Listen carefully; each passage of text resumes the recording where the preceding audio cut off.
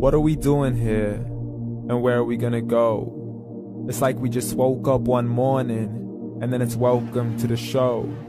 Don't ask any questions, just go with the flow. Make as much money as you can, and try your best not to get broke. Copy everything you see on the TV, from the hairstyles to the clothes, and don't think too often, just do exactly as you're told. And if you ever get confused, then just turn towards the alcohol. You'll still hear your thoughts, then just turn up the radio as you learn to live a lifestyle of drugs, sex, and rock and roll.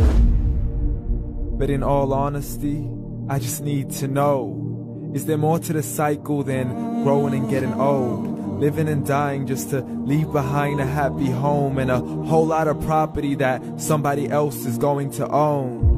I just really need to know before the casket's closed, 'cause I'm not willing to gamble with my soul, nor am I ready to take any chances. These are just simple life questions, and I'm just searching for some answers. Like, what are we doing here? And what is our purpose? How did we get here, and who made us so perfect? And what happens once we go, or is this world all really worth it? Questions we don't answer because apparently we don't really have to. There's no purpose to this life and our existence is merely natural. Then in that case, please let me ask you, did you create yourself, or was it somebody else who had fashioned you? 'Cause you're a being that's impeccable, faultless and unparalleled. You're a product of supreme intelligence, and I'm merely being rational.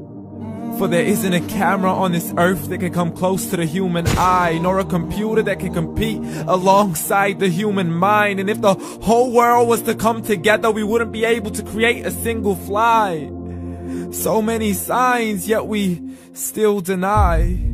As science tries to justify that all this could come from none, when it's a simple sum. 0 plus 0 plus 0 cannot possibly ever give you 1.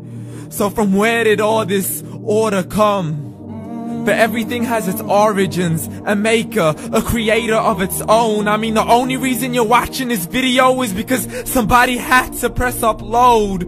So we can believe in the Big Bang, but I'd rather believe in He who caused it to explode.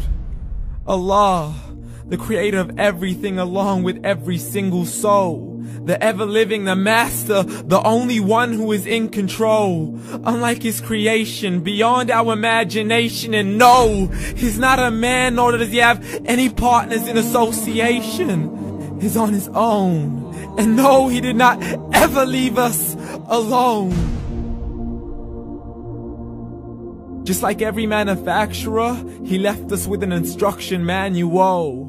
The Quran and Islam, and I'm sorry to jump to conclusions, but it's the only one possible. The only definition of God is the one and only supreme being. It's logical, a book with 0 contradictions, with miracles that are both scientific and historical, all revealed over 1400 years ago. Like the detailed description of the human embryo. The descriptions of the human embryo in the Quran cannot be based on scientific knowledge in the 7th century. To the mountains as pegs holding firm the earth below, and the 2 seas that don't mix in a complete separate flow. To the planets in orbit, alternating night and day as they stay in flow. The expansion of the universe and the creation of everything from H2O. To the stories of the past and the preservation of Pharaoh. To identifying the lowest point in the land where Persia defeated Rome. The gushing fluid that created man in the glands between the ribs and the backbone. And not a word has changed, it's still the same. So please explain how all this was known over 1400 years ago. To a man who couldn't read or write, as he would recite whatever the angels spoke. And if you still don't believe, please try to come up with something that's even close. But you can't, so we took God as a mockery and his messengers as a joke. Muhammad could not read or write. How's somebody who can't read or write gonna start a religion? Dismissed his scriptures as legends and tales of the ancient folk, as we live life according to our whims, desires, and hopes. saying this life is the only home we will ever know. We will live then die, then simply turn to bones. YOLO!